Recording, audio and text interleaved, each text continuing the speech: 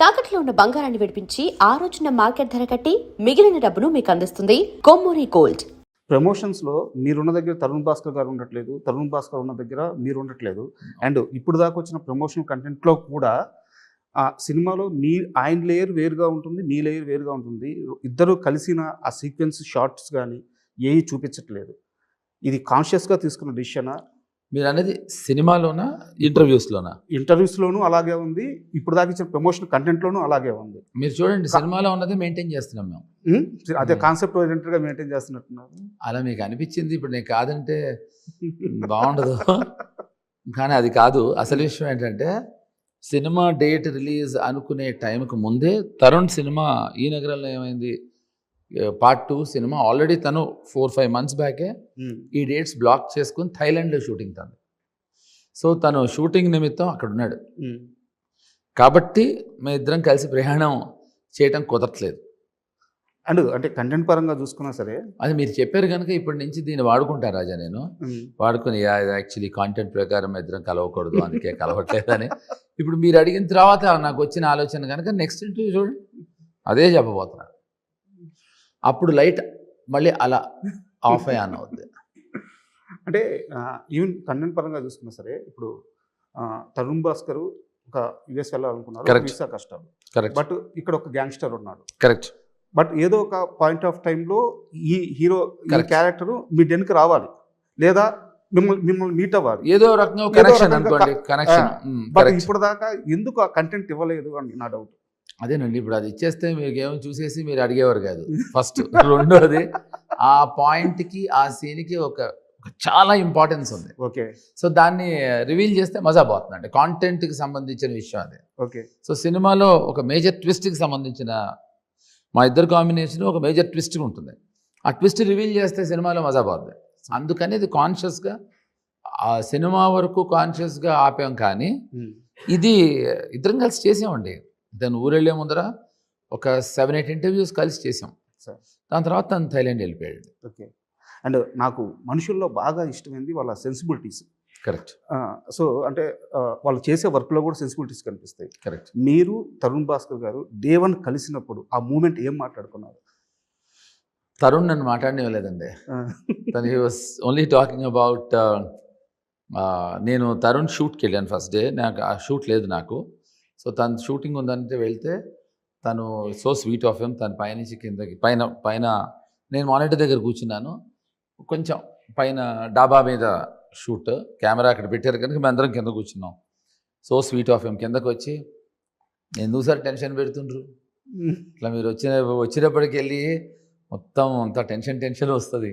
నాకు ఏ కమంతారు నథింగ్ లేదు, అది లేదు సార్, మొత్తం కాన్షియస్ ఫీల్ అవుతున్నా. That such a nice thing. It's humility, అతని మంచితనం, అతని సంస్కారం అది. So that was the first meet మా ఇద్దరికి. తర్వాత ఇంటర్వ్యూస్ చేసినప్పుడు అరే ఇంటర్వ్యూస్తో ఇట్లా ఇంటర్వ్యూస్ ఇట్లా కూడా చేయొచ్చా సార్, మజా వస్తుంది అన్నాడు. So then it went off very well. We spend couple of days together. And second ఇంకోటి ఏంటి, నన్ను మాట్లాడేందుకు లేదంటే నేను మాట్లాడదాం అన్నప్పుడల్లా సత్య గురించి మాట్లాడతాడు. So how impressed he is with Satya. ఇప్పటివరకు నేను తన సినిమాల గురించి మాట్లాడే అవకాశం లేదు నాకు. సార్ అంటే సారీ టు ఇంటర్వ్యూ, మీరు కనిపించిన ఆర్జీవి గారు కనిపించిన మీ స్కూల్లో ఉండే, అంటే మీ స్కూల్ అంటే ఆర్జీవి గారి స్కూల్, ఆ స్టూడెంట్స్ ఎవరు కనిపించినా సరే సత్య గురించి మాట్లాడకుండా ఆ మీటింగ్ మాకు ఫుల్ఫిల్ అవ్వదు. I understand, I completely understand. కాబట్టి తను మాట్లాడటం వల్ల నేను తనతో తన సినిమాల గురించి మాట్లాడే అవకాశం రాలేదండి. అదే నా బాధ. అండ్ మీరు ఇందాక డైరెక్టర్ గురించి మాట్లాడుతున్నారు. ఏదో ఒక చిన్న ఇన్సిడెంట్ని కానీ, ఒక సీన్ కానీ, లేదా ఒక చిన్న ఇన్స్పిరేషన్ కలిగించి ఏ ఎలిమెంట్ అయినా తీసుకొని అతను బాగా వాడుకుంటారని నాకు బాగా గుర్తు. 10-12 సంవత్సరాల క్రితం అనుకుంటాను, ఆర్జీవి గారి మీద శ్రీనివాస్ కశ్యప్ గారు ఒక స్కూప్ చేశారు. అవును, దానికి రాము గారు ట్వీట్ కూడా చేశారు. అవును, ట్వీట్ కూడా పెట్టారండి. అవును, నాకు తెలుసు అండి అది. కరెక్ట్. అంటే దాన్ని అతను స్పూఫ్గా చేయడండి. దాన్ని తీసుకుని దాన్ని రియలిస్టిక్గా ఎలా మలిచి పెడతాడు అంటే మీరు అది మడిచిపెట్టినట్టు కూడా తెలియదు సినిమాలో. అది వాళ్ళది అలా అలా అలా అలా అలా వెళ్ళిపోతూ ఉంటుంది. అది అంత బ్యూటిఫుల్గా పెడతాడు. అండ్ ఇందాక మనం సత్య టాపిక్ వచ్చాము. బట్ నేను ఇంటర్వ్యూకి వచ్చే ముందు, ఇంటర్వ్యూ ముందే కాదు, మిమ్మల్ని లాస్ట్ మీ బర్త్డే ఫ్యూ డేస్ బ్యాక్ కూడా కలిశాను. అక్కడికి వచ్చినప్పుడు కూడా అవకాశం ఉంటే మాట్లాడదామని ప్రిపేర్ అయ్యాను. మీకు థ్యాంక్స్ కూడా చెప్పాను నేను. కరెక్ట్. సత్య సినిమాకి సంబంధించి మీరు చాలా విషయాలు చెప్పారు, ఆర్జీవి గారు చాలా విషయాలు షేర్ చేసుకున్నారు.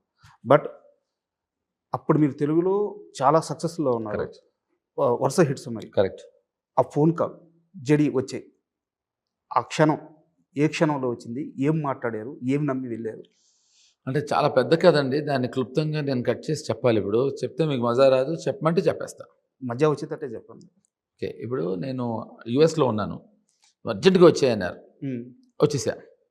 సో అప్పుడే యూఎస్కి వెళ్ళటం వల్ల నేను అప్పుడే ఆ రోజు దిగాను, ఆ రోజే ఫోన్ చేసి ఎలా అంత సేఫ్గా జరిగిందో జర్నీ అన్నారు. అది రామగారు కాదే, సేఫ్గా జరిగితే ఏంటి లేకపోతే ఏంటి ఆయనకి ఏదో అడుగుతున్నాడు, ఏదో తేడా ఉందని. ఏంటి సార్ విషయం అన్న, నెక్స్ట్ ఫ్లైట్లో వచ్చాయి అన్నాడు. అంత సొంత ఫ్లైట్లు లేవు సార్ మనకి ఆ రోజుల్లో, పైగా నెట్వర్క్ మన ఇంటర్నెట్లో అవి కూడా అంత రాలేదు. సో నేను బ్రిడ్జ్ వాటర్లో ఉంటుంది మా అక్క, అంటే న్యూ జెర్సీలో. సో అక్కడి నుంచి న్యూయార్క్కి వెళ్ళి టికెట్ మార్పించుకురావడం 4-5 రోజులు పట్టింది. ఆ 4-5 రోజుల్లో షాపింగ్లు చేసేస్తాం కదా. సో ఫుల్ బాగీజ్ టీషర్ట్ అంతా వేసుకుని నేను బాంబే వెళ్ళి ఆయన ఎందుకు అర్జెంట్గా రమ్మన్నారు, 4 రోజుల తర్వాత వెళ్ళి కలిసాం. నేను వచ్చానని తెలిసి చాలా ఎక్సైటింగ్గా బయటకు వచ్చారు. ఎందుకో ఫస్ట్ టైం డిసప్పాయింట్ అయ్యాడు నేను చూశాను. యా యా యా యా అంటారే, ఏం మాట్లాడలేదు. ఏంటి అంటే మాట్లాడలేదు, ఎందుకు రమ్మంటే చెప్పట్లేదు. ఓకే నీకు ఏమైనా పని ఉంటే హైదరాబాద్ వెళ్ళిపోన్నారు. అయ్యో అనేవో అనుకుని ఆ విషయం చెప్తే అదేదో నెల అక్కడ మా అక్క దగ్గర ఉండి వచ్చేవాడిని కదా అనుకుని సరే అని హైదరాబాద్ వెళ్ళిపోయా. ఏమైందంటే నాకు ఇక్కడి నుంచి అక్కడికి వెళ్ళటం, ఆ మన you know I had jet lag. ఆ జెట్ ల్యాగ్ అక్కడి నుంచి మళ్ళీ రోజు న్యూయార్క్ వెళ్ళి టికెట్ ట్రై చేసుకురావటం, రెస్ట్ లేకపోవటం, మళ్ళీ ఫ్లైట్ ఎక్కి వచ్చేయటం, ఈ ప్రయాణంతో నాకు ఫీవర్ వచ్చేసింది. సో ఇమీడియట్గా హైదరాబాద్ రాగానే చాలా హై ఫీవర్ వచ్చింది. సో ఇంకొక 3 days అలా పడుకుని ఉన్నాను. సో ఎవరో బెల్ కొట్టారు. మా మదరు ప్రొఫెసర్గా వర్క్ చేసేవారు మ్యూజిక్లో. ఆవిడ వెళ్ళిపోయారు. ఇంట్లో ఆ రోజు మధ్యాహ్నం ఎవరూ లేరు. సినిమాలో లాగే ఇందాక మన లైట్ ఆన్ ఆఫ్ అయినట్టే మా ఇంట్లో కూడా లైట్ ఆన్ అవుతుంది. అంటే అదే నా పరిస్థితి అనమాట. నా కళ్ళు అలా కనిపిస్తున్నాయి. చాలా జ్వరంలో ఉన్నాయి. ఎవరో టింగ్ టింగ్ టింగ్ టింగ్ టింగ్ టింగ్ టింగ్ టింగ్ టింగ్ టింగ్ బెల్ కొడుతూనే ఉన్నారు. ఎవడరా అని బెల్ తీసా. రాముగారు, సార్ రాముగారు రండి అన్న. ఆయన అలా షాక్గా చూస్తున్నారు. ఇలాగే రండి సార్ వచ్చారు. కూర్చున్నారు. కూర్చుని sir I'm not well sir అని ఏం మాట్లాడలేదు చూస్తున్నారు. చక్రి యాక్చువల్లీ నేను ఎందుకు వచ్చానంటే I wanted to tell you that నేను అప్పుడు సత్యాన్ సినిమా తీస్తున్నారని తెలుసు నాకు, బట్ నన్ను అనుకుంటున్నారని తెలియదు. నేను రమ్మంది నేను కాస్టింగ్ కోసం, బట్ మొన్న నేను చూసి నేను చాలా డిసప్పాయింట్ అయ్యాను.